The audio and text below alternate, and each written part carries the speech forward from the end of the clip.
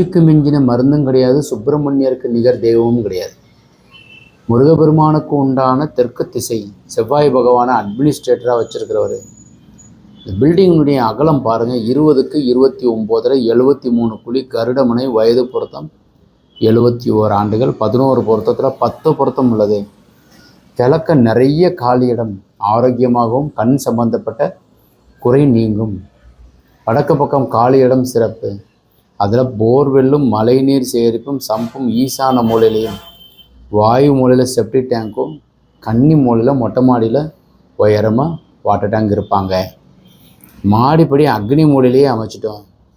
Hall, Vayu மூலையிலே kitchen, common toilet.